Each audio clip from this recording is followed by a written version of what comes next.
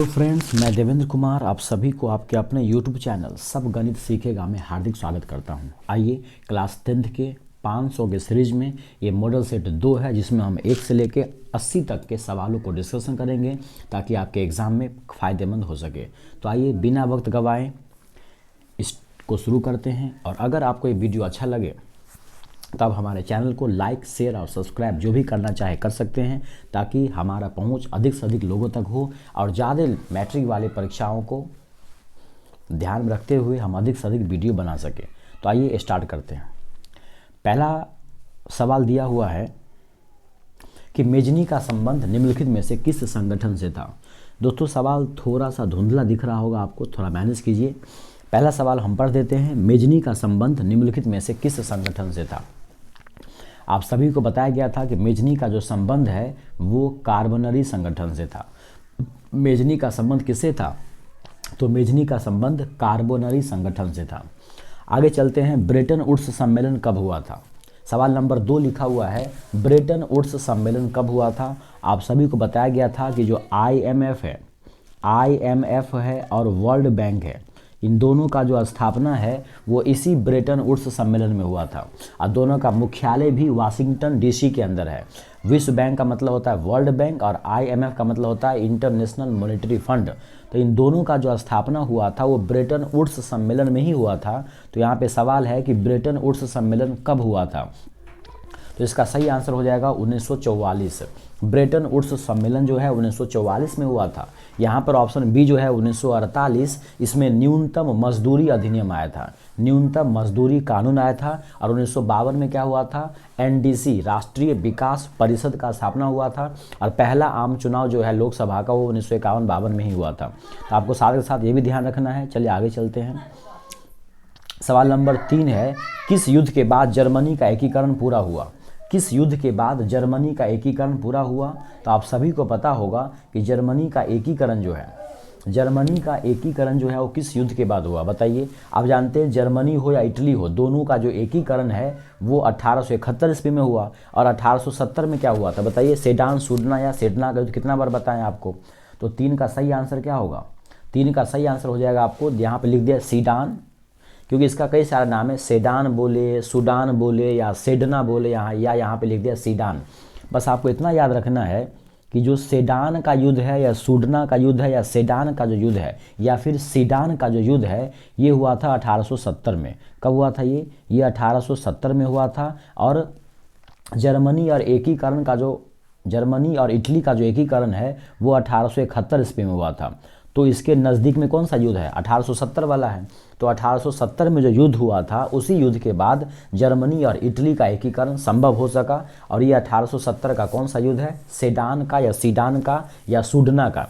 तो उम्मीद करते हैं ये बात आपको समझ में आ गया होगा। 3 का सही आंसर हो जाएगा ऑप्शन नंबर बी। आइए सवाल नंबर 4 पढ़ते हैं। यंग यूरोप का स्थापना किसने किया था? कितना बार बताया गया था आपको कि यंग इटली हो या यंग यूरोप हो, यंग इटली हो या यंग यूरोप हो, दोनों का स्थापना जो है वो किसके द्वारा किया गया था? मेजनी के द्वारा।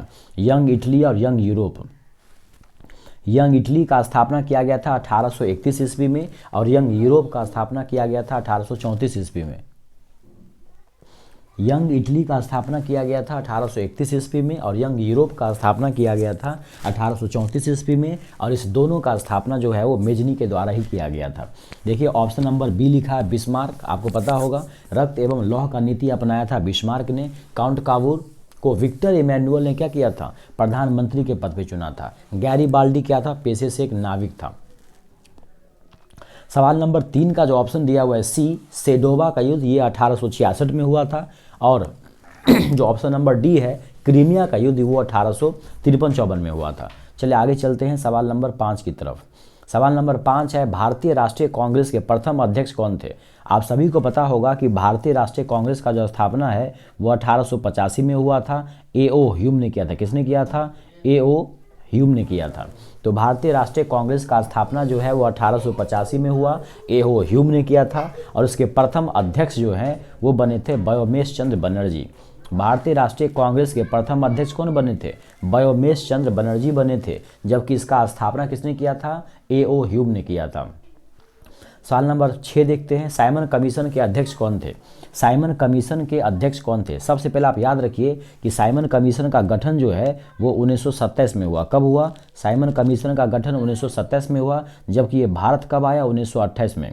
साइमन कमीशन का गठन हुआ 1927 में और ये भारत आया 1928 में। इसमें जो है 7 के 7 सदस्य थे और सातों के सातों सदस्य अंग्रेज थे, इसीलिए साइमन कमीशन को व्हाइट मैन कमीशन भी कहा गया।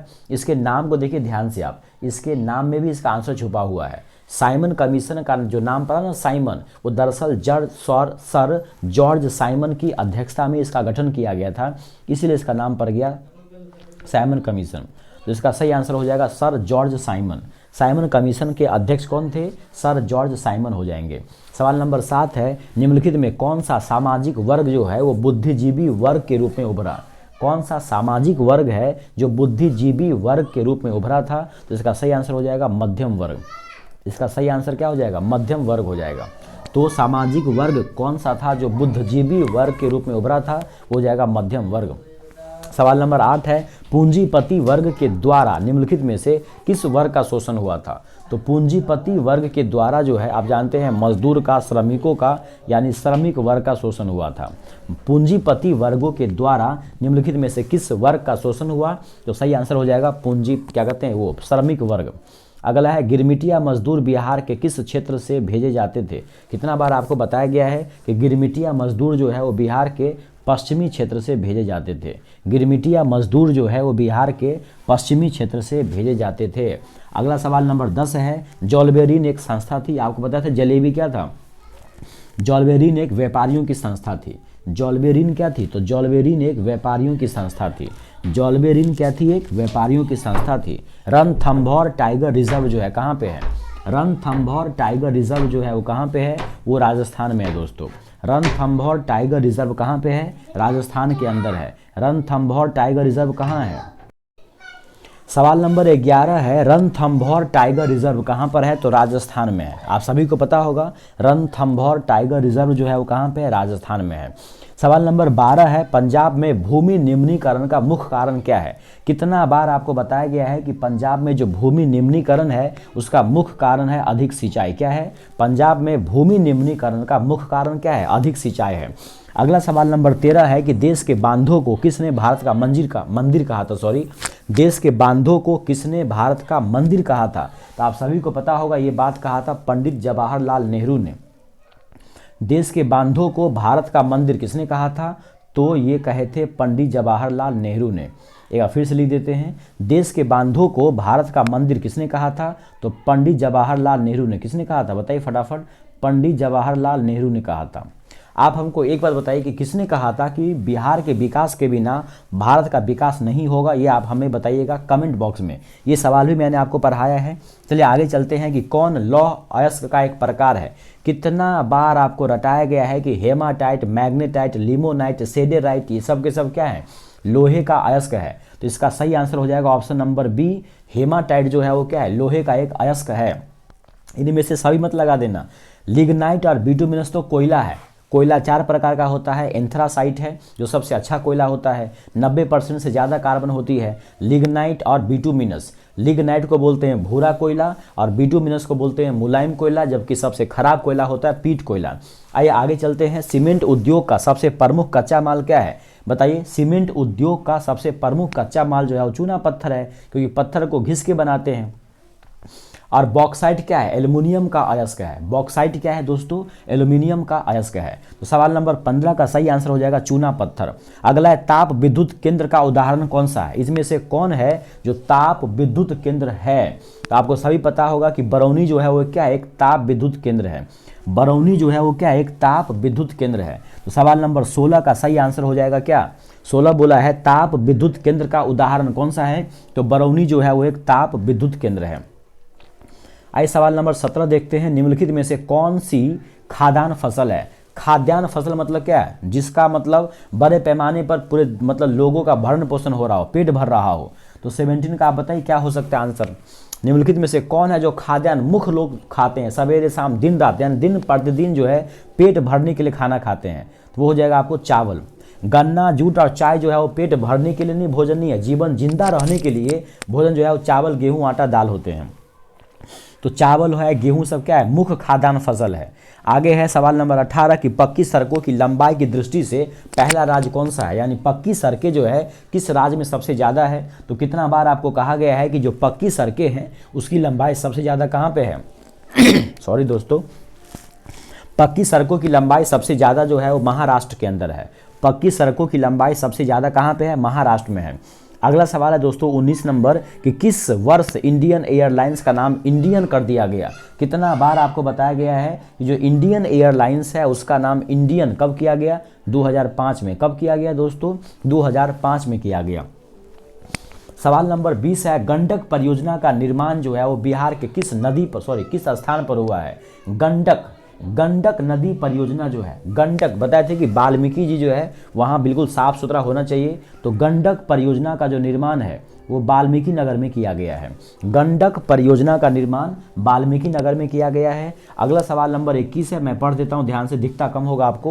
किस संवैधानिक संशोधन से स्थानीय शासन को संवैधानिक दर्जा दिया गया। कितना बार, 100 बार बताया गया होगा आपको कि 73वां संविधान संशोधन और 74वां संविधान संशोधन दोनों हुआ था 1992-93 में।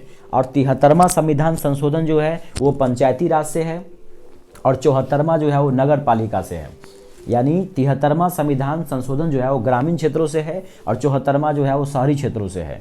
तो ये दोनों जो है यानी कि स्थानीय शासन को जो संवैधानिक दर्जा मिला वो 73वां संवैधानिक संशोधन और 74वां संवैधानिक संशोधन द्वारा दोनों हुआ था आपको 1992-93 में। पंचायती राज से 73वां संविधान संशोधन जिसके अंदर कितना विषय है, 29 विषय है, जो 11वीं अनुसूची में है। 11वीं अनुसूची में हुआ था 73वां संविधान संशोधन, या यूं कहे तो 73वां संविधान संशोधन के द्वारा संविधान में 11वीं अनुसूची जोड़ा गया था जिसमें टोटल 29 विषय है काम करने के लिए। और 74वां संविधान संशोधन के द्वारा जो है वो 12वीं अनुसूची को जोड़ा गया था जिसमें 18 विषय हैं, ये नगर पालिका से संबंधित है। आइए आगे चलते हैं, सवाल नंबर 22 देखते हैं। सवाल नंबर 22 है दोस्तों, संघ राज्य का उदाहरण है। संघ राज्य का उदाहरण कौन सा है। आप सभी ने पढ़ा होगा कि अमेरिका जो है वो क्या है, संघ राज्य का उदाहरण है। अमेरिका में क्या है दोस्तों, ये संघ राज्य का उदाहरण हो जाएगा अमेरिका में। कहाँ हो जाएगा, अमेरिका में। अमेरिका जो है वो क्या है, एक संघीय राज्य का उदाहरण है, इसका सही आंसर हो जाएगा अमेरिका। अगला है पंचायती राज अधिनियम भारतीय संविधान के किस अनुच्छेद में शामिल है। पंचायती राज जो है कितना बार कहा गया कि आर्टिकल याद रखिए आप 243, तो 23 का क्या हो जाएगा सही आंसर, 243 हो जाएगा।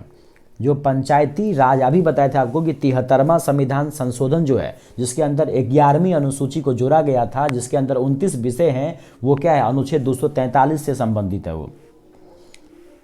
आगे देखिए अगला है, जाति पर आधारित विभाजन निम्नलिखित देशों में से किस एक देश में होती है। जाति के आधार पर विभाजन आपको कहाँ देखने को मिलेगी, तो आप जानते हैं कि हमारा देश जो भारत है वहाँ पर कितना जातिगत विविधता देखने को मिलती है, तो इसका सही आंसर हो जाएगा भारत। तो जाति आधारित विभाजन निम्नलिखित में से किस देशों में देखने को मिलती है, तो भारत में। नर्मदा, पहली बात तो बताइए कि नर्मदा घाटी परियोजना जो है वो किस नदी पर बना हुआ है। नर्मदा जो मरता ही नहीं है एकदम, क्या बताइए फटाफट, नर्मदा हो जाएगा आपको क्या सरदार सरोवर बांध पे। पहली बात तो जो नर्मदा नदी घाटी परियोजना है उसी में बने हुए हैं सरदार सरोवर बांध, यानी जो सरदार सरोवर बांध है वो नर्मदा नदी पे ही बने हुए हैं। सवाल यहाँ पर ये है कि नर्मदा घाटी जो परियोजना है, नर्मदा घाटी जो परियोजना है वो किन राज्यों से संबंधित है। अभी मैंने आपको बताया कि जो नर्मदा नदी है वो दरअसल गुजरात के साइड में है, गुजरात से बहती है। तो गुजरात के जो आजू बाजू में राज्य होंगे, गुजरात, महाराष्ट्र और मध्य प्रदेश, गुजरात, महाराष्ट्र और क्या हो जाएगा, मध्य प्रदेश हो जाएगा। गुजरात, महाराष्ट्र और मध्य प्रदेश जो है इसका सही आंसर हो जाएगा। आप हमें बताइए कि काली मिट्टी का क्षेत्र कौन सा है, तो काली मिट्टी का जो क्षेत्र है वो भी कौन है, गुजरात और महाराष्ट्र में ही है। वहाँ पे कपास की खेती अच्छी होती है और काली मिट्टी को ही रेगुर मिट्टी कहा जाता है। अगला है सूचना की स्वतंत्रता। सूचना की स्वतंत्रता विधेयक कब पारित हुआ था। सूचना की जो स्वतंत्रता विधेयक है उसको कब पारित किया गया था,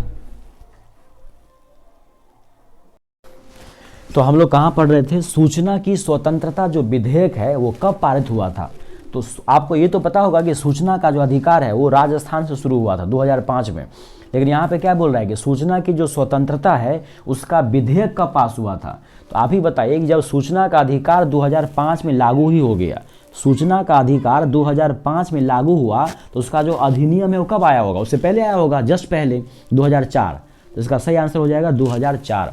सूचना की जो स्वतंत्रता का जो विधेयक है, जो बिल है, जो एक्ट है, वो कब पास हुआ था? 2004 में, और 5 से वो लागू हो गया। आगे, भारतीय जनता पार्टी का मुख्य प्रेरक सिद्धांत क्या है? भारतीय जनता पार्टी का मुख्य प्रेरक सिद्धांत क्या है? बताइए फटाफट। तो भारतीय जनता पार्टी जो है, बीजेपी, जिसका स्थापना 1980 में हुआ था, तो बीजेपी जो है, भारतीय जनता पार्टी, उसका मुख्य प्रेरक सिद्धांत जो है वो है सांस्कृतिक राष्ट्रवाद, यानी राष्ट्रवाद को क्या करना? बढ़ावा देना। सांस्कृतिक राष्ट्रवाद, इसका क्या हो जाएगा दोस्तों? सही आंसर हो जाएगा। तो सांस्कृतिक राष्ट्रवाद जो है, इसका क्या हो जाएगा? सही आंसर हो जाएगा, सांस्कृतिक राष्ट्रवाद। चलिए आगे चलते हैं। आज विश्व के लोकतांत्रिक देशों में आर्थिक विकास की दर कितनी है? आज विश्व के लोकतांत्रिक देशों में, आज विश्व के लोकतांत्रिक देशों में आर्थिक विकास की दर कितनी है? तो इसका सही आंसर हो जाएगा 3.95%। कितना हो जाएगा दोस्तों? 3.95%। कुछ सवाल नए भी हैं, इसीलिए मैं आपको करा रहा हूं, ताकि आपको कहीं से कुछ सवाल छूटे नहीं। तो आज विश्व के लोकतांत्रिक देशों में आर्थिक विकास की जो दर है वो 3.95% है। स्विट्जरलैंड में किस प्रकार के शासन व्यवस्था अपनाई जाती है, या स्विट्जरलैंड में किस प्रकार की शासन व्यवस्था है? बताइए। आपको बताया गया था कि अपने यहाँ तो अप्रत्यक्ष लोकतंत्र है, भारत जैसे जो देश है वहाँ पर तो अप्रत्यक्ष लोकतंत्र है, लेकिन स्विट्जरलैंड जो है वहाँ पर क्या है? प्रत्यक्ष लोकतंत्र है। तो इसका सही आंसर हो जाएगा आपको प्रत्यक्ष लोकतंत्र। स्विट्जरलैंड में जो है प्रत्यक्ष लोकतंत्र व्यवस्था चल रही है। सवाल नंबर 30 है, यदि मुद्रा हमारी अर्थव्यवस्था का हृदय नहीं तो रक्त प्रवाह जरूर है। इस सवाल को तो मैंने आपको स्टार लगा के बताया था कि कितना इंपॉर्टेंट सवाल है ये। इसको आप ध्यान में रखेंगे कि यदि मुद्रा हमारी अर्थव्यवस्था का हृदय नहीं है तो रक्त प्रवाह जरूर है। यह कथन किसका था? ये था ट्रे स्कॉट का। किसका था ये कथन कहा था ट्रे स्कॉट ने। किसने कहा था? ये इसका कहना था ट्रे स्कॉट। ये बात कहा था ट्रे स्कॉट ने कि मुद्रा हमारी अर्थव्यवस्था का अगर हृदय नहीं है तो फिर रक्त प्रवाह जरूर है। मार्शल क्या कहता? बताइए फटाफट। मार्शल का कहना था कि मुद्रा वह धुरी है जिसके चारों तरफ पूरा विज्ञान घूम रहा है। चलो आगे चलते हैं। भारत की आर्थिक व्यवस्था कैसी है? भारत की कुल मिला के जो अर्थव्यवस्था है वो कैसी है? आप जानते हैं हमारा देश विकसित तो है नहीं, मतलब विकासशील देश है, तो यहाँ पे पूरा काम न तो सरकार कर पा रही है और न ही पूरा काम जनता खुद कर पा रहा है। तो सरकार और जनता, सरकार और पब्लिक जो है, निजी क्षेत्र और पब्लिक, सरकार दोनों मिल करके काम करती है। यानी हमारे यहाँ जो अर्थव्यवस्था है वो कैसी टाइप की है? मिश्रित अर्थव्यवस्था है, जिसमें सरकारी तथा निजी क्षेत्रों दोनों का क्या है? सह अस्तित्व है। निम्नलिखित में से कौन से देश में मिश्रित अर्थव्यवस्था है? तो यहाँ हो जाएगा भारत में। भारत में क्या हो जाएगा दोस्तों? भारत के अंदर क्या है? मिश्रित अर्थव्यवस्था है। भारत के अंदर मिश्रित अर्थव्यवस्था है। चलिए आगे चलते हैं। 2008-9 के अनुसार भारत की औसत प्रति व्यक्ति आय कितना था? तो ये तो आपको रटना पड़ेगा दोस्तों, 25,494। ये आपको कई बार क्लास में बताया भी गया है कि 2008-9 के अनुसार भारत की जो औसत प्रति व्यक्ति आय है वो 25,494 है। और मैंने आपको बताया था कि प्रति व्यक्ति आय क्या होता है? राष्ट्र की आय। प्रति व्यक्ति आय क्या होता है? राष्ट्र की आय बट्टा देश की कुल जनसंख्या। राष्ट्र की आय बट्टा क्या होता है? देश की कुल जनसंख्या होता है। इसको भी याद रखेंगे आप कि प्रति व्यक्ति आय जो है वो क्या होता है? राष्ट्र की आय बट्टा देश की कुल जनसंख्या। कई बार ये पूछते हैं कि पीसी मतलब क्या होता है? Per capita income. पीसीआई का मतलब होता है दोस्तों पर कैपिटा इनकम, इसका फुल फॉर्म है। आगे आर्थिक विकास के मुख्य रूप से कितने क्षेत्र होते हैं? आर्थिक विकास के मुख्य रूप से कितने क्षेत्र होते हैं? आप फटाफट बताइए कि आर्थिक विकास के मुख्य रूप से कितने क्षेत्र होंगे? आपको बताया गया था कि आर्थिक विकास के 3 ही क्षेत्र होंगे। क्या होगा? प्राथमिक क्षेत्र, द्वितीयक क्षेत्र और तृतीयक क्षेत्र। तो आर्थिक विकास के मुख्य रूप से 3 क्षेत्र होते हैं। खेती बाड़ी वाले आते हैं प्राथमिक क्षेत्र में, चाहे कृषि हो, वानिकी हो, मधुमक्खी पालन, मत्स्य पालन, वन हो, ये सारे कहाँ आ जाएंगे? प्राथमिक क्षेत्र में। जितने भी उद्योग का मामला है सब आ जाएगा द्वितीयक क्षेत्र में। और जितनी भी सेवा है, चाहे बैंक हो, हॉस्पिटल्स हो, ट्यूशन संस्थान हो, LIC वगैरह हो, ये सब आ जाएगा तृतीयक क्षेत्र में, यानी कि सेवा क्षेत्र में। दोस्तों अगला सवाल है कि सोने के आभूषण की शुद्धता सोने के आभूषण की शुद्धता की पहचान जो है वो कैसे किया जाता है? कितना बार आपको कहा गया है कि सोने के आभूषण की शुद्धता जो है वो हॉलमार्क के द्वारा किया जाता है। किसके द्वारा दोस्तों? हॉलमार्क के द्वारा किया जाता है। सोने के आभूषण की जो शुद्धता है वो करते हैं हम लोग हॉलमार्क के द्वारा। और एक मार्क क्या है? तो जो कृषि के क्षेत्र में या कृषि उत्पाद जो है, ऐसा उत्पाद जो कृषि से संबंधित हो और जो पर्यावरण को नुकसान नहीं करता हो, उसमें देते हैं हम लोग एक मार्क। आगे है, भारत में सेवा क्षेत्र को सामान्यतः कितने क्षेत्रों में बांटा गया है? भारत के अंदर जो सेवा क्षेत्र है, भारत के अंदर जो सेवा क्षेत्र है उसको हम लोग कितने क्षेत्रों में बांटे हैं? तो सेवा क्षेत्र जो है वो 2 भागों में बटे हुए हैं। सेवा क्षेत्रों को हम क्या किए हैं? 2 भागों में बांटे हुए हैं। देखिए, अर्थव्यवस्था के तो 3 क्षेत्र हैं, प्राथमिक क्षेत्र, द्वितीयक और तृतीयक यानी सेवा। प्राथमिक क्षेत्र यानी कृषि, उद्योग और सेवा, और सेवा क्षेत्र भी 2 भागों में बटे हुए हैं। चलिए आगे चलते हैं। सवाल नंबर 37 किधर है? 37 है, उपभोक्ता आंदोलन के प्रवर्तक किसे माने जाते हैं? उपभोक्ता आंदोलन के जो प्रवर्तक है वो किसको माना जाता है? तो रॉल्फ नादर को माना जाता है। उपभोक्ता आंदोलन के जो प्रवर्तक है वो कौन माने जाते हैं? तो रॉल्फ नादर माने जाते हैं। कौन माने जाते हैं? रॉल्फ नादर। उपभोक्ता आंदोलन के जो प्रवर्तक है वो रॉल्फ नादर को माने जाते हैं। आगे है दोस्तों, ये काफ़ी इंपॉर्टेंट सवाल है कि मैकगेलन समिति कब बनाई गई थी? मैकगेलन समिति जो है, फटाफट बताओ जल्दी से, मैकगेलन समिति जो है वो कब बनाई गई थी? तो 1914 ईस्वी में। मैकगेलन समिति जो है 1914 में बनाई गई थी और प्रथम विश्व युद्ध की शुरुआत भी 1914 में ही हुई थी। 1915 में क्या हुआ था? गांधी जी भारत आए थे। 1911 में क्या हुआ था? दिल्ली दरबार लगा था जिसमें बंगाल विभाजन को रद्द किया गया था और भारत की राजधानी नई दिल्ली होगी या दिल्ली होगी ये बात कहा गया था। 1916 में क्या हुआ था? लखनऊ समझौता हुआ था, रंपा विद्रोह हुआ था, होम रूल लीग आंदोलन की शुरुआत किया गया था। आप हमें बताएंगे कमेंट बॉक्स में कि होम रूल लीग का स्थापना 2 अलग अलग आदमियों ने किया था। 1916 में ही दोनों के नाम क्या थे? चलिए आगे चलते हैं। मलबे के नीचे दबे हुए लोगों का पता लगाने के लिए मलबे के नीचे दबे हुए लोगों का पता लगाने के लिए निम्नलिखित में से किस यंत्र का प्रयोग करते हैं? ये सवाल भी रिपीट है दोस्तों, कई बार आपको बताया जा चुका है कि इंफ्रारेड कैमरा जो है, मलबे के नीचे दबे हुए लोगों का पता लगाने के लिए इंफ्रारेड कैमरा का प्रयोग करते हैं। अगला है, मानव शरीर में आग से जलने की स्थिति में जले हुए स्थान पर क्या प्रारंभिक उपचार करना चाहिए? हंसेगा कोई नहीं, बोलेगा, इसका जवाब बताएगा फटाफट। क्या हो सकता है? ठंडा पानी होगा। मानव शरीर में आग से जलने की स्थिति में जले हुए स्थान पर क्या करना चाहिए आपको? तो ठंडा पानी डालना चाहिए। समाजवादियों का बाइबिल किसे कहा जाता है? कितना बार आपको बताया गया, रटाया गया है कि कार्ल मार्क्स, जिनका जन्म 5/5/1818 को हुआ था, यानी 5 मई 1818 को हुआ था जर्मनी में, उनके द्वारा 2 किताब लिखे गए हैं, दास कैपिटल और कम्युनिस्ट मैनिफेस्टो, जिसमें दास कैपिटल जो है इसका प्रकाशन 1867 में हुआ था और इसी दास कैपिटल को जो है समाजवादियों का बाइबिल कहा जाता है। तो इसका सही आंसर हो जाएगा, सवाल है कि समाजवादियों का बाइबिल किसे कहते हैं? तो दास कैपिटल को बोलते हैं। ऑप्शन नंबर देखिए ए, द मदर के लेखक कौन है? तो मैक्सिम गोर्की है। कौन है? Maxim Gorky. द मदर के लेखक है Maxim Gorky. Option number C है, वार एंड पीस के लेखक कौन है? लियो टॉल्स्टॉय है। इससे गांधी जी काफी प्रभावित हो गए थे। रूस की संसद को क्या बोलते हैं? कितना बार आपको बताया गया है कि रूस की संसद को बोलते हैं ड्यूमा। रूस की संसद को बोला जाता है ड्यूमा और भारत की संसद को संसद ही बोलते हैं। जापान वाले को डाइट बोलते हैं, जापान के संसद को बोलते हैं डायट। आप बताएंगे हमको कमेंट बॉक्स में कि मजलिस किसका है, बताइए फटाफट। ईरान का है या किसका है? इराक का है। आप बताएंगे हमको फटाफट कमेंट बॉक्स में कि मजलिस जो है वो किसकी संसद का नाम है। चलिए आगे चलते हैं। किस देश के शासक को खलीफा कहा जाता था? ये तो आपको पक्का याद होगा क्योंकि जो खिलाफत आंदोलन हुआ था भारतीय मुसलमानों द्वारा अंग्रेज के खिलाफ तुर्की के खलीफा के समर्थन में, तो सिंपल आंसर तो आ ही गया कि खलीफा जो है वो तुर्की को कहा, तुर्की के जो शासक होते थे उसी को खलीफा कहा जाता था।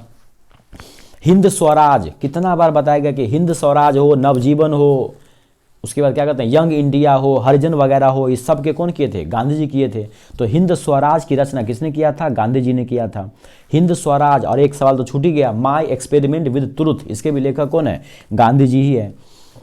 आगे चलते हैं। औद्योगिक क्रांति शब्द का प्रयोग सर्वप्रथम किसने किया था?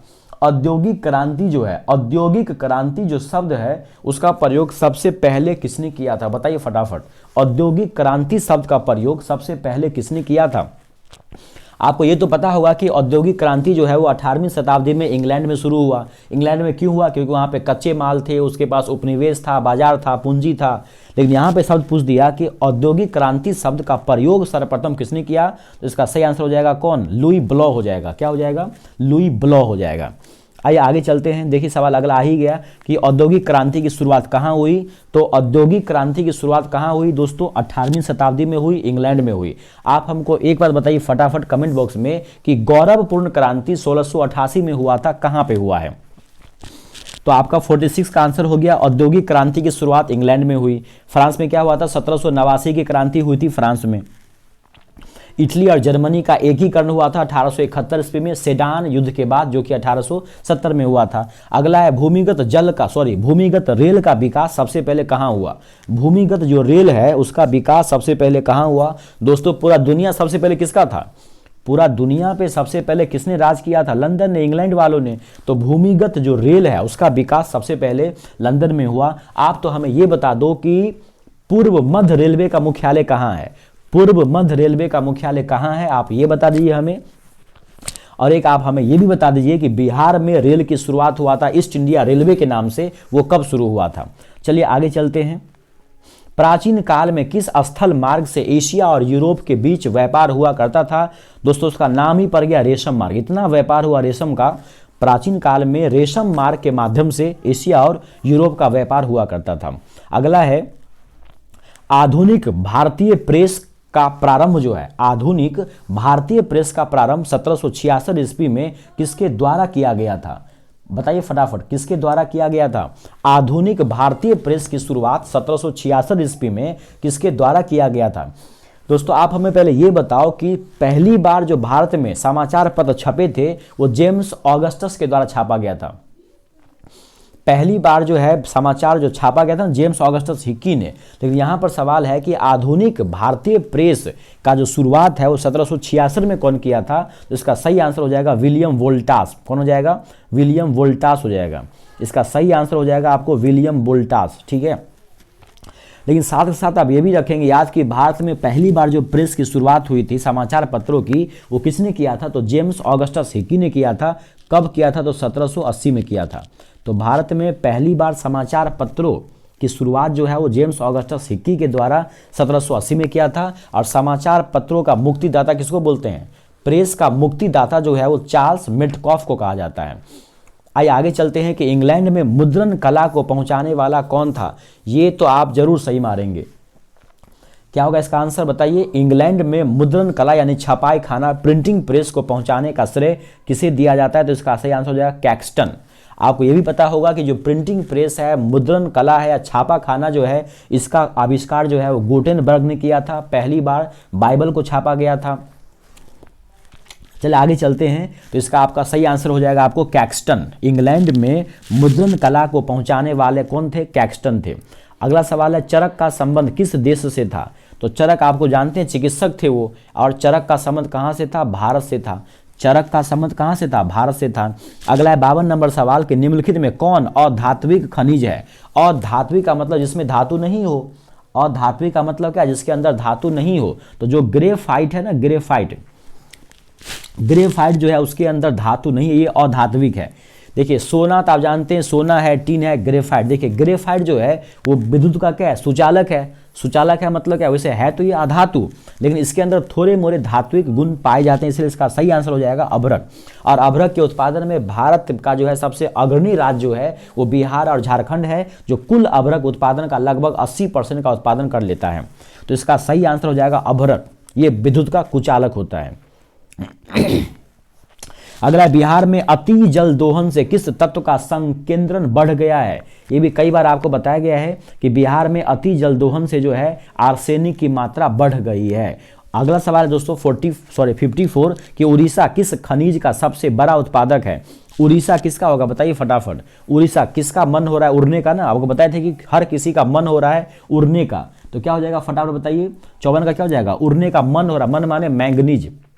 तो उड़ीसा जो है किस खनिज का सबसे बड़ा उत्पादक है? तो मैंगनीज। आपको यही बताया गया था कि मैंगनीज के उत्पादन में भारत का दुनिया में तीसरा स्थान है, और मैंगनीज का जो परमाणु क्रमांक है वो कितना है? 25 है, और इसीलिए 25 दोनों को घटाने पर 3 आता है। तो दुनिया में जो है तीसरे स्थान पर है भारत मैंगनीज के उत्पादन में। चलिए आगे चलते हैं हम लोग। अगला सवाल हो जाएगा आपको कौन, इधर हो जाएगा सवाल नंबर 55। देखिए, भारत के किस स्थान पर पहला परमाणु ऊर्जा केंद्र स्थापित किया गया था? कितना बार आपको बताया गया, जो तारापुर है ना, तारापुर, भारत के किस स्थान पर पहला परमाणु ऊर्जा केंद्र स्थापित किया गया था? तो इसका सही आंसर हो जाएगा तारापुर। इसके साथ ही साथ आप ये भी याद रखेंगे, इसका तो हो गया आपको तारापुर, बाकी नरौरा कहाँ पे है? तो नरौरा हो जाएगा आपको उत्तर प्रदेश में। कलपक्कम, कलपक्का मिलेंगे दोस्त, क्या हो जाएगा? तमिलनाडु। और राणा प्रतापगढ़ कहाँ हो जाएगा? राजस्थान का हो जाएगा। तो आप ये सारे के सारे याद रखेंगे कि तारापुर तो कहाँ पे है? महाराष्ट्र के अंदर है। तारापुर कहाँ है? महाराष्ट्र। तारापुर जो है महाराष्ट्र के अंदर है, नरौरा उत्तर प्रदेश में है, कलपक्कम तमिलनाडु में है, और राणा प्रताप सागर जो है वो कहाँ पे है? राजस्थान के अंदर है। तो भारत का पहला जो परमाणु ऊर्जा केंद्र था वो तारापुर में स्थापित किया गया था। चलिए आगे चलते हैं। अगला सवाल है, निम्नलिखित में से भारत में किस फसल की उपज सबसे ज़्यादा होती है? भारत में कौन से फसल की उपज जो है सबसे ज़्यादा होती है? तो भारत में सबसे ज़्यादा जो फसल है, भारत में सबसे ज़्यादा किसकी फसल होती है? आप सभी को पता होगा दोस्तों। यहाँ पे थोड़ा सा मुश्किल है, लिखा हुआ है निम्नलिखित में से भारत में किस फसल की उपज सबसे ज़्यादा होती है? तो देखिए, मोटी अनाज के मामला में हम लोग राजस्थान को देते हैं। यहाँ पे दिया है इसका आंसर बाजरा। दोस्तों इसका देखिए, आप लोग पढ़े होंगे बुक में कि सब सर्वाधिक क्षेत्रों पर चावल की खेती होती है, तो हमारे हिसाब से इसका आंसर तो चावल होना चाहिए, लेकिन यहाँ पे बोल रहा है कि उपज सबसे ज़्यादा होती है, दिया है इसका आंसर बाजरा। दोस्तों ये आपके लिए होमवर्क है, ये आप हमको बताएंगे इसका सही आंसर क्या होना चाहिए। हमारे हिसाब से तो चावल होना चाहिए था, क्योंकि सर्वाधिक क्षेत्रफल पर चावल की खेती होती है अपने यहाँ। इसका आंसर आप हमें बताएंगे कमेंट बॉक्स में, क्या होगा इसका आंसर? सर्वाधिक फसल की उपज कौन सा होगा, बाजरा होगा या चावल होगा? चलिए आगे चलते हैं। निम्नलिखित में से कौन सी चीनी का दूसरा सबसे बड़ा उत्पादक है? चीनी का दूसरा सबसे बड़ा उत्पादक जो है यूपी है। यूपी जो है दोस्तों चीनी का दूसरा सबसे बड़ा उत्पादक है। आप वैसे भी जानते हैं गन्ना वगैरह जो है महाराष्ट्र में ज़्यादा होता है, यूपी महाराष्ट्र में। तो यहाँ पर बोला है कि चीनी का दूसरा सबसे बड़ा उत्पादक जो है कौन हो जाएगा? उत्तर प्रदेश हो जाएगा। सवाल नंबर अगला देखते हैं 58। फाल्टा डाल्टा बताया था आपको, फाल्टा कहाँ पे है? पश्चिम बंगाल में है। हर बंगला में आजकल कुछ ना कुछ फॉल्ट है, क्योंकि आजकल बंगला कौन बना रहा है? वास्तु विहार वाले बना रहे हैं। तो ऐसा बांग्ला बनाते हैं कि कुछ ना कुछ फॉल्ट रहता ही है। तो फाल्टा कहाँ हो जाएगा दोस्तों? पश्चिम बंगाल के अंदर हो जाएगा। बिहार में सिगरेट पीना नहीं है। बिहार में सिगरेट का कारखाना कहाँ पे है? मुंगेर में है। बिहार में सिगरेट का कारखाना कहाँ है? मुंगेर में। तो बिल्कुल सिंपल, बिहार में सिगरेट का कारखाना मुंगेर में है। मंदार हिल, मंदा, अगर आपका काम धंधा मंदा चल रहा हो तभी तो हर चीज़ बाकी रह जाएगा। तो मंदार हिल कहाँ पे है दोस्तों? बांका के अंदर है। दोस्तों यहाँ पे कई बार आंसर भागलपुर भी दे दिया जाता है, लेकिन इसका सही आंसर हो जाएगा बांका। क्या होगा सही आंसर? इसका सही आंसर बांका हो जाएगा। आपको बताए भी थे कि मंदा, आजकल हर काम मंदा चल रहा है, इसीलिए आपका हर चीज़ क्या है? बाकी हो गया है। संघ राज की विशेषता कौन सी नहीं है? सवाल नंबर 61 है, संघ राज की विशेषता कौन सी नहीं है? मैंने आपको कहा था कि अपने देश भारत को देख लो, भारत में संघ राज की विशेषता है, तो जो जो विशेषता यहाँ पे होगा वो सब होगा, बाकी नहीं होगा। लिखित संविधान, हाँ यहाँ पे तो है। शक्तियों का विभाजन है, केंद्र राज्य पे है, सर्वोच्च न्यायालय भी है, यानी एक हरी शासन व्यवस्था दोस्तों नहीं है। अपने यहाँ जो है शासन की जो है वो कई सारी व्यवस्था है। अपने यहाँ शासन की जो है वो दोहरी शासन व्यवस्था है। केंद्र लेवल पे अलग है, गांव लेवल पे अलग है, अलग अलग बंटवारा किया गया है। तो अपने यहाँ एक हरी शासन व्यवस्था नहीं है। तो संघ राज की विशेषता कौन सा नहीं बोलेगा? तो यही आंसर हो जाएगा। आगे चलते हैं। निम्नलिखित देशों में से किस देश में संघात्मक शासन व्यवस्था नहीं है? संघात्मक शासन व्यवस्था कहाँ पर नहीं है? फटाफट बताइए कि संघात्मक शासन व्यवस्था कहाँ पर नहीं है। तो आप सभी को पता होगा कि जो फ्रांस है, फ्रांस में संघात्मक शासन व्यवस्था नहीं है। आप हमें पहले ये बताइए, इसका तो सही आंसर हो गया फ्रांस, कि किस देश में संघात्मक शासन व्यवस्था नहीं है। अभी थोड़ी देर पहले आपको बताए हैं कि कौन ऐसा देश है जहां पर प्रत्यक्ष लोकतंत्र प्रणाली है। ये कहां हो जाएगा बताइए फटाफट। भारत में तो अप्रत्यक्ष लोकतंत्र व्यवस्था है, तो प्रत्यक्ष वाला कहां पे था, तो वो हो जाएगा आपको स्विट्जरलैंड में। चलिए आगे चलते हैं। किस देश में बहुदलीय व्यवस्था नहीं है? कौन ऐसा देश है जहां पे बहुदलीय व्यवस्था नहीं है? दोस्तों बिल्कुल सिंपल है, जो सब लोकतांत्रिक देश है वहां पे बहुदलीय व्यवस्था तो होगा ही होगा, लेकिन यहां पे इसका आंसर हो जाएगा क्या? अभी बताओ फटाफट। सी में तो उसका वहां पे राजा बनता है, वहां पे बहुत सारा दल कहाँ है? तो किस देश में बहुदलीय व्यवस्था नहीं है? तो इसका सही आंसर हो जाएगा, क्या कहते हैं, ब्रिटेन हो जाएगा। ब्रिटेन में जो है बहुदलीय व्यवस्था नहीं है। अगला सवाल है दोस्तों, राजनीतिक दलों की मान्यता और उसका जो चुनाव चिन्ह है वो किसके द्वारा प्रदान किया जाता है? सवाल नंबर 64 है दोस्तों कि राजनीतिक दलों को जो मान्यता है और उसका चुनाव चिन्ह जो है वो किसके द्वारा प्रदान किया जाता है? तो इसका सही आंसर हो जाएगा आपको निर्वाचन आयोग। आप हमें बताओ फटाफट कि निर्वाचन आयोग का जो है स्थापना कब हुआ था? निर्वाचन आयोग का स्थापना कब हुआ था? जल्दी बताएंगे। आपको कितना बार बताया गया है कि 25 जनवरी 1950 ईस्वी को। कब हुआ था? 25 जनवरी 1950 ईस्वी को। 25 जनवरी 1950 ईस्वी को जो है वो क्या किया गया था? चुनाव निर्वाचन आयोग का स्थापना किया गया था। इसीलिए हम लोग राष्ट्रीय मतदाता दिवस जो है, राष्ट्रीय मतदाता दिवस 25 जनवरी को ही मनाते हैं। और निर्वाचन आयोग के लिए जो अनुच्छेद है वो 324 है। ये भी आपको क्लास में बताया गया है कि निर्वाचन आयोग का जो व्यवस्था है वो किस अनुच्छेद में है, तो 324 में बताया गया है। चलिए आगे चलते हैं। संयुक्त प्रगतिशील गठबंधन यूपीए का गठन कब हुआ था? यूपीए का गठन कब हुआ था? इसका सही आंसर हो जाएगा 2004। यूपीए जो है इसका गठन कब हुआ था? 2004 हो जाएगा। संयुक्त प्रगतिशील गठबंधन जो है यूपीए, उसका गठन हुआ था 2004 में। और आपको दोस्तों ये भी पता होगा कि 2004 में जो है भयंकर सुनामी आया था, जिसकी वजह से जो है अंडमान निकोबार का सबसे दक्षिणी हिस्सा डूब गया था। इनमें चुनाव के लिए कौन अधिकृत उम्मीदवार की घोषणा करता है? उम्मीदवार की घोषणा करना, उसका चुनाव चिन्ह प्रदान करना, चुनाव को समय पर संपन्न कराना, कायदे से चुनाव कराना, चुनाव संबंधी सारा मामला जो है वो निर्वाचन आयोग के पास है, जिसका गठन 25 जनवरी 1950 को हुआ था। अनुच्छेद 324 में इसका बात कहा गया है। आगे है दोस्तों यूनाइटेड जनता पार्टी जो है, यूनाइटेड जनता पार्टी का गठन कब हुआ था? यूनाइटेड जनता पार्टी जो है इसका गठन हुआ था दोस्तों 1999 में। यूनाइटेड जनता पार्टी, जिसको आप याद कर लेंगे कि यूनाइटेड जनता पार्टी जो है इसका गठन हुआ था 1999 ईस्वी में। यूनाइटेड जनता पार्टी का गठन हुआ था 1999 में। आप हमें बता फटाफट कि 1799 में एक आदमी मरा था अंग्रेजों के द्वारा, उसका क्या नाम? बता फटाफट। 1799 में एक आदमी मर गया था, उसका क्या नाम था? तो यहाँ पे फिलहाल आपका सही आंसर हो जाएगा 1999, जिसमें यूनाइटेड जनता पार्टी का गठन हुआ था। अगला है लोकतंत्र में शासकों पर निम्नलिखित में से किस एक का नियंत्रण रहना चाहिए? लोकतंत्र में जो शासक होते हैं उस पर सिंपल बात है दोस्तों, लोकतंत्र किसकी सरकार है? जनता की। तो इसका सही आंसर हो जाएगा जनता। यानी लोकतंत्र में जो शासक बनते हैं उस शासकों पर जनता का पकड़ होना चाहिए, ताकि शासक मनमानी नहीं करे। आगे है राजनीतिक सुधारों का कार्य इनमें से कौन नहीं कर सकता है? राजनीतिक सुधारों का काम कौन नहीं कर सकता, आप बताओ। अब देखिए चिकित्सक का काम है मरीजों का इलाज करना ना, कि वो राजनीतिक सुधार करेगा।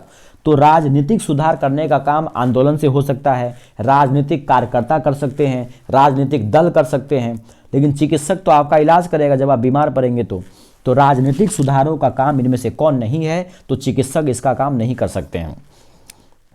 चलिए आगे देखते हैं। निम्नलिखित आगे है विनिमय का सर्वोत्तम माध्यम क्या है? अभी जो है दोस्तों विनिमय का सर्वोत्तम माध्यम जो है वो कौन सा है? तो विनिमय का सर्वोत्तम माध्यम जो है अभी क्या हो जाएगा बताइए फटाफट।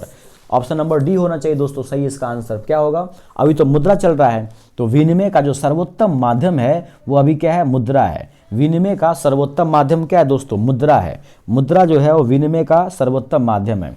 आगे बढ़ते हैं। सहकारिता प्रांतीय सरकारों का हस्तांतरित विषय कब बन गया? ये सवाल शायद मैंने कल भी आपको बताया था कि सहकारिता जो प्रांतीय सरकार है उसका हस्तांतरित विषय जो है ये कब बन गया? 1919 में बन गया। कब बन गया दोस्तों? 1919 के अंदर बन गया, 1919 में। तो सहकारिता प्रांतीय जो सरकार है उसका हस्तांतरित विषय बन गया 1919 ईस्वी में। 1929 में क्या हुआ बताओ फटाफट। पहली बात तो 1929 में जो है क्या हुआ था, लाहौर अधिवेशन हुआ था 1929 का, जिसकी अध्यक्षता जो है वो पंडित जवाहरलाल नेहरू ने किया था और इसी अधिवेशन में पूर्ण स्वराज की मांग प्रस्तुत की गई थी। 1914 में प्रथम विश्व युद्ध हुआ था। चलिए आगे चलते हैं। आप सवाल नंबर कितना होगा दोस्तों, ये कौन सवाल नंबर था, 71 के बाद 72 होना चाहिए। 72 किधर है, 72 ये रहा। भारत में पहली पंचवर्षीय योजना की अवधि आपको कितना बार बताया गया था कि जो निर्वाचन क्या कहते हैं वो सॉरी योजना आयोग जो है, योजना आयोग का गठन हुआ था 15 मार्च 1950 ईस्वी को। योजना आयोग का गठन हुआ था 15 मार्च 1950 ईस्वी को। कब हुआ था दोस्तों, 15 मार्च 1950 ईस्वी को योजना आयोग का गठन हुआ था। अब हालांकि इसका नाम बदल के कर दिया गया है नीति आयोग, जो 1 जनवरी 2015 से लागू है। योजना आयोग अभी तक जो है कुल मिला के 12 योजनाएं बना चुकी है। तो पहला था 1951 से 56, दूसरा था 1956 से 61, तीसरा था 1961 से 66, फिर आ गया 3 साल का अवकाश 66 से 69 तक, फिर चौथा आ गया 69 से 74 तक, फिर बीच में हो गया आपको उसके बाद आ गया आपको 74 से 78 तक, फिर 2 साल का हो गया गैप, फिर आ गया 80 से 85, फिर आया 85 से 90, फिर हुआ 2 साल का गैप, फिर आया क्या 92 से 97, फिर 97 से क्या 2002, फिर 2002 से 7, 7 से फिर 12, 12 से 17। 1 जनवरी 2015 को दोस्तों नीति आयोग का गठन किया गया। अब उसका जिम्मेदार नीति आयोग के पास है। तो यहाँ पे आपका सही आंसर हो जाएगा, क्या बोल रहा है, भारत में पहली पंचवर्षीय योजना जो है वो 1951 से हो जाएगा 1956 तक। 51 से 56 हो जाएगा आपको पहली पंचवर्षीय योजना। पूरे भारत में सबसे कम प्रति व्यक्ति है किसका है, आप जानते हैं हर चीज़ में हम ही लोग पिछड़े हैं, हर चीज़ में अपना बिहार पिछड़ा हुआ है।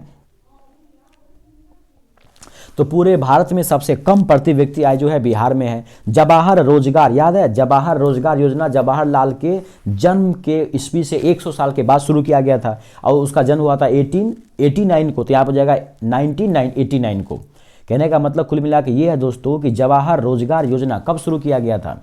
तो जवाहर रोजगार योजना जो है वो जवाहरलाल नेहरू के 100 साल उसके जो मृत्यु के उसके जन्म के 100 साल बाद के उस पर शुरू किया गया था। जिसका सही आंसर हो जाएगा आपको 1989 को। तो जवाहर रोजगार योजना कब शुरू किया गया था, तो 1989 में शुरू किया गया था। उपभोक्ता संरक्षण अधिनियम कब आया था, कितना बार बता चुके हैं। उपभोक्ता संरक्षण अधिनियम आया था 1986 में और अंतर्राष्ट्रीय उपभोक्ता अधिकार दिवस 15 मार्च को मनाते हैं। अगला सवाल दोस्तों एटीएम कितना बार बोला गया है, ऑटोमेटेड टेलर मशीन। यहाँ पे हिंदी में दिया हुआ है, हो जाएगा इसका ऑटो यानी स्वचालित टेलर मशीन हो जाएगा दोस्तों, ये स्वचालित टेलर मशीन। तो एटीएम का पूरा नाम हो जाएगा स्वचालित टेलर मशीन या ऑटोमेटेड टेलर मशीन। चलिए आगे चलते हैं। अगला सवाल है भारत में किस राज्य का प्रति व्यक्ति आय सबसे ज़्यादा है। ये भी कल भी हो चुका था। सबसे कम प्रति व्यक्ति आय तो बिहार का है और सबसे ज़्यादा प्रति व्यक्ति आय जो है गोवा का है। सर्वाधिक प्रति व्यक्ति आय किसका है, गोवा का है। गोवा का जो है सर्वाधिक प्रति व्यक्ति आय है। आगे व्यावसायिक बैंकों द्वारा दिए जाने वाले ऋण को क्या बोलते हैं। सबसे पहले आप हमें ये बताइए कि 14 बड़े व्यावसायिक बैंकों का राष्ट्रीयकरण कब किया गया था। 14 बड़े व्यावसायिक बैंकों का जो राष्ट्रीयकरण है वो कब किया गया था, ये आपको कल ही बताया गया था 1969 में, 1969 में। 14 बड़े व्यावसायिक बैंकों का जो राष्ट्रीयकरण है वो 1969 में किया गया था। लेकिन यहाँ पे बोल रहा है कि व्यावसायिक बैंकों द्वारा दिए जाने वाले ऋण को क्या बोलते हैं, तो साख मुद्रा भी बोलते हैं और बैंक मुद्रा भी बोलते हैं। इसका दोनों आंसर दोस्तों सही होगा, साख मुद्रा और बैंक मुद्रा। साथ के साथ आप ये भी याद रखेंगे कि व्यावसायिक बैंकों का जो राष्ट्रीयकरण है ये हुआ था 1969 ईस्वी में। कब हुआ था, 1969 ईस्वी में। सुनामी किस स्थान पर आता है, कितना बार बता दिया गया कि सुनामी एक प्रकार का भूकंप ही है जो पानी के अंदर आता है। तो सुनामी हो जाएगा आपको समुद्र में। कहाँ हो जाएगा दोस्तों, समुद्र के अंदर। सुनामी जो है वो समुद्र, सुनामी हो, चक्रवात हो, भूस्खलन, हिमस्खलन हो, सूखा हो, बाढ़ हो, ये सब के सब क्या है, प्राकृतिक आपदा है और सुनामी आता है समुद्र के अंदर। आगे है अंतिम सवाल आज का दोस्तों, सामान्य संचार व्यवस्था के बाधित होने का मुख्य कारण क्या है। कितना बार ये सवाल रिपीट हो रहा है, केबल का टूट जाना। सामान्य संचार व्यवस्था के बाधित होने का मुख्य कारण क्या है, तो केबल का टूट जाना। तो दोस्तों इस तरह से मैंने सेट इस तरह से मैंने सेट 2 को पूरा कंप्लीट कर दिया। इस वीडियो को आप बार बार देखिए और अपना तैयारी मजबूत कीजिए ताकि एग्जाम में एक भी सवाल आपका गलती नहीं हो। अगर ऑब्जेक्टिव पूरा सही होता है तो ही आप अच्छे मार्क्स ला पाएंगे।